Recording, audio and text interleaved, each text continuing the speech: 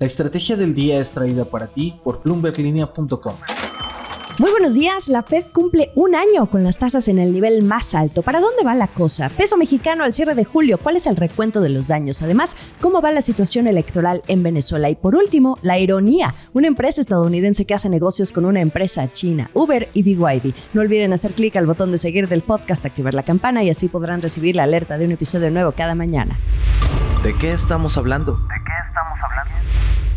La Reserva Federal de Estados Unidos se mantiene firme en su decisión de mantener el rango de la tasa de interés como está, entre el 5.25 y el 5.50%, el nivel en el que se ha ubicado desde hace justamente un año, por aquel mes de julio, pero de 2023. Sin embargo, la atención del mercado estuvo más bien en la pista de pistas. ¿Para cuándo el recorte? El Banco Central estadounidense indicó que podría estar más cerca de ese momento mientras observan un contexto de moderación de la inflación y el enfriamiento del mercado laboral. El canto fue al unísono en la votación, estando todos los miembros del Comité Federal de Mercado Abierto de acuerdo en mantener ese rango de la tasa. El comunicado también vino con novedades en sus fraseos. Por ejemplo, pasó a decir que está atento a los riesgos en lugar de la redacción anterior centrada únicamente en los riesgos de inflación. También moderaron su evaluación del mercado laboral al indicar que lo que se había ganado se estaba moderando y la tasa de desempleo ha subido, pero que sigue siendo baja. Por otro lado, afirmaron que la inflación ha disminuido en el último año, pero también sigue siendo algo elevada.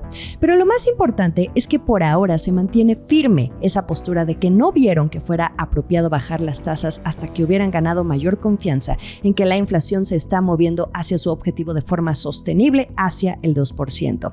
De acuerdo con un análisis de Bloomberg, estos cambios que muestra el comunicado de la decisión de política monetaria consolidan un cambio de tono entre varios de los miembros, incluido el mismo presidente de la Fed, Jerome Powell, reconociendo los crecientes riesgos para el mercado laboral. También Bloomberg indica que es probable que entre economistas e inversionistas refuercen las expectativas de un recorte para la reunión del 17 y 18 de septiembre. Las autoridades han hecho cada vez más hincapié en la responsabilidad de la Fed de fomentar el máximo empleo. Tras más de 2 años de excesiva atención a su otro mandato, que es la inflación, mantener los precios estables. Consideran que los riesgos para alcanzar ambos objetivos están más equilibrados, pero aquí un detalle. Al mercado laboral lo consideran estable, sí, pero la tasa de desempleo ha subido en cada uno de los últimos 3 meses hasta alcanzar el 4.1% en junio, el nivel más alto desde 2021, y las contrataciones se han desacelerado. Esta y otras tendencias, como el número de vacantes en relación con el número de desempleados, han hecho que algunos miembros de la Fed adviertan que cualquier desaceleración adicional del mercado laboral podría provocar un aumento del desempleo, un resultado que el Banco Central pretende evitar. Lo cierto es que la economía estadounidense, como en concurso de resistencia, está dejando ver cómo aguanta frente a las altas tasas, mientras crece a un ritmo sólido, en parte por un gasto en el consumo en niveles saludables. Esta resistencia ha sido clave para las esperanzas de que el Banco Central pueda controlar la inflación sin desencadenar una recesión. El pulso del peso. Hablemos del peso mexicano, sumido actualmente en la danza de la volatilidad. El mes de julio lo cerró con una depreciación de 1.53% o 28 centavos, cotizando alrededor de 18.60 pesos por dólar. En estos últimos 31 días, el tipo de cambio tocó un mínimo de 17.60 el 13 de julio y un máximo de 18.94 el 31 de julio. Ya con esto, son 2 meses consecutivos de depreciación frente al dólar y ya se la saben, todo empezó aquella mañana el día después de la elección en México. Si consideramos junio y julio, la caída acumulada es de 9.33% o 1 peso y 59 centavos frente al dólar. De acuerdo con los históricos que nos comparte Banco Base, esta sería la mayor depreciación del peso en un periodo de 2 meses desde abril de 2020. Exacto, cuando empezó la pandemia. En aquel entonces, la depreciación que llegó a acumular el peso en 2 meses fue de 23%, o sea que no habíamos tenido un microinfarto con el peso desde entonces. Aunque los expertos que me escuchan han de decir que estoy exagerando porque el peso de cualquier forma aún muestra niveles saludables. Cuando la cosa se vaya a los 21 pesos por dólar, ya otro gallo cantará. Y bueno, esto que les digo es respecto a junio y julio, pero ¿cómo podemos ver al peso en lo que va del 2024? En estos 7 meses que lleva el año, la depreciación del peso se acerca al 10%. Y ahora, ¿qué está llevando al peso a depreciarse frente al dólar? Hablemos exclusivamente de los factores en el mes de julio. Primero, la apreciación del yen japonés, que hasta el momento había sido una de las favoritas para el carry trade. Para quienes no sepan qué es el carry trade, esto significa vender una moneda con baja tasa de interés y usar ese capital para comprar otra que pueda dar mayor rendimiento por una tasa de interés más alta. Lenguaje terrícola: pido prestado en yenes a muy baja tasa de interés para invertir en deuda en pesos mexicanos y obtener un mayor rendimiento. Habiendo aclarado lo anterior, la apreciación del yen japonés redujo el atractivo para realizar operaciones de carry trade a favor del peso. Un yen más apreciado se debió a la expectativa de que el Banco Central de Japón subiría la tasa de interés, y ya vieron que así fue la noche del miércoles, con la noticia de que subió la tasa en 15 puntos base a 0.25% desde el rango entre 0 y 0.1% en el que se encontraba. Para que vean, al peso mexicano lo afectan otras cosas, no solo las cuestiones políticas como el proceso electoral en Estados Unidos. Primero, por la incertidumbre que en su momento causó el presidente Joe Biden con su candidatura tras ese desastroso debate, y luego la expectativa de una victoria de Trump tras su atentado. Luego vinieron sus amenazas arancelarias y la influencia que los discursos están teniendo en la fortaleza del dólar.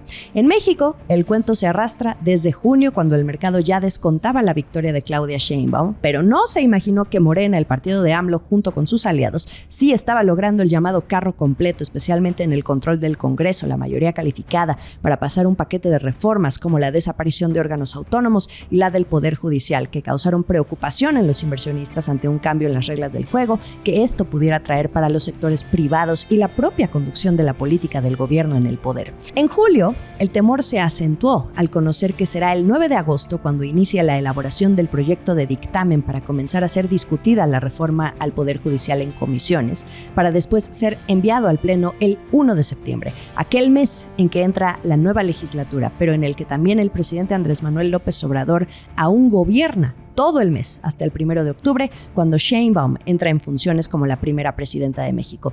Así las cosas con el peso mexicano. ¿Qué le deparará en este nuevo mes? América Latina. ¿Qué pasa en Venezuela? ¿Cómo avanza la presión sobre Maduro y las protestas? Durante el martes vimos a un Nicolás Maduro comprometido a cumplir con las demandas internacionales de divulgar las actas completas de las elecciones, especialmente con su amigo Brasil, según una reunión que tuvo con el principal asesor en asuntos exteriores del presidente Luis Ignacio Lula da Silva. Pero hasta el miércoles, nada por aquí, nada por allá. Mientras que la oposición, encabezada por Edmundo González y María Corina Machado, mostraron los resultados del conteo de actas que incluso le daban a González 3.5 millones de votos de ventaja sobre Maduro. Por parte de Brasil, pero también de Estados Unidos, está creciendo la presión. También el martes 30 de julio, el Consejo Nacional de Seguridad de Estados Unidos insistió a las autoridades electorales venezolanas que publiquen los resultados completos, transparentes y detallados. El presidente Lula da Silva habló en una entrevista televisiva, pero cuidó sus palabras. Dijo que era normal que hubiera una pelea, pero que las personas que no están de acuerdo tengan derecho a expresarse y a probar por qué no están de acuerdo, así como el gobierno tiene derecho a probar que tiene razón. Pero también instó a ya presentar las actas para despejar las dudas.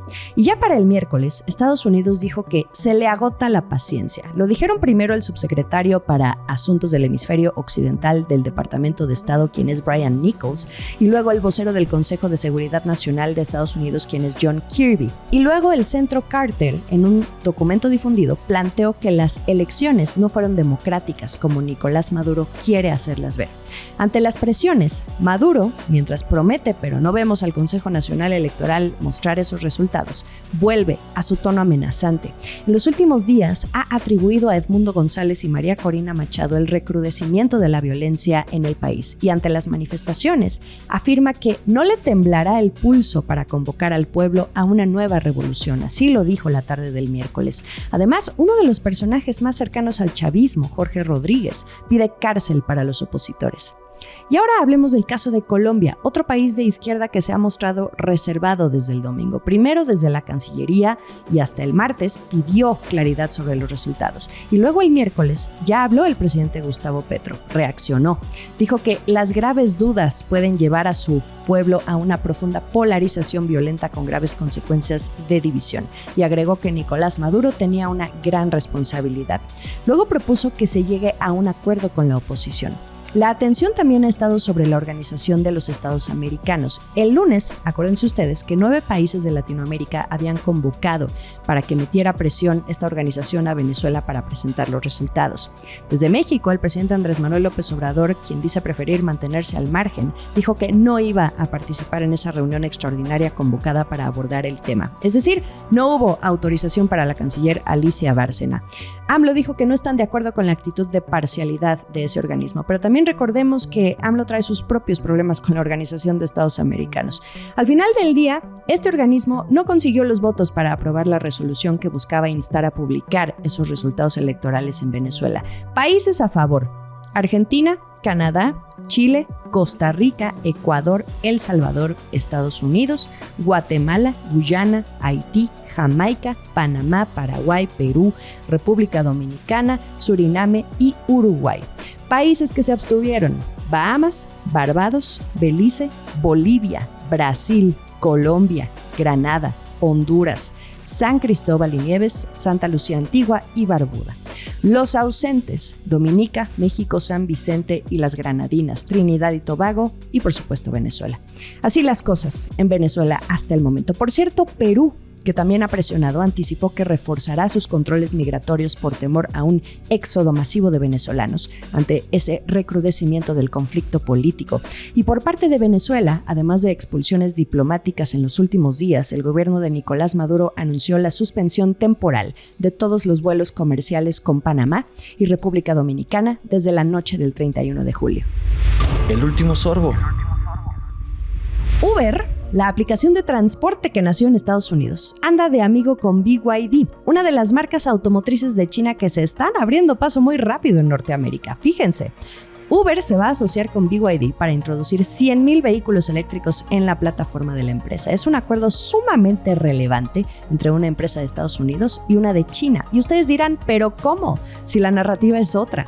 ¿Al gobierno de Biden no le va a gustar esto? Bueno, este acuerdo claramente excluye a Estados Unidos. La alianza comenzará en Europa y América Latina y después se va a extender a Medio Oriente, Canadá, Australia y Nueva Zelanda, que son otros países en los que está Uber, no todo es Estados Unidos. Uber además tiene sus propios planes para transitar a una flota más sustentable que está dentro de los planes de Dara Khosrowshahi, el CEO de esta empresa. Las acciones de Uber subieron más de un 2% tras el anuncio y las de BYD tampoco van mal. Este año han subido más de un 6% en Hong Kong, impulsando su valor de mercado a los $94,000 millones, para no hablar en yuanes. Lo mejor de la información económica y de negocios está aquí en La Estrategia del Día. Estamos en Twitter como @laestrategiamx, en Instagram a mí me encuentran como @JimenaBusiness y YouTube los episodios completos en video. No se olviden de que ya viene el Bloomberg Linea Summit el próximo 13 de noviembre en el Ritz-Carlton de Ciudad de México. Ya les estaremos dando más información, pero por ahora, save the date. Salven la fecha, agéndenla ya en su calendario. Esta fue La Estrategia del Día, escrito y narrado por Jimena Tolama, producido por Arturo Luna y Daniel Hernández. Que tengas un día muy productivo.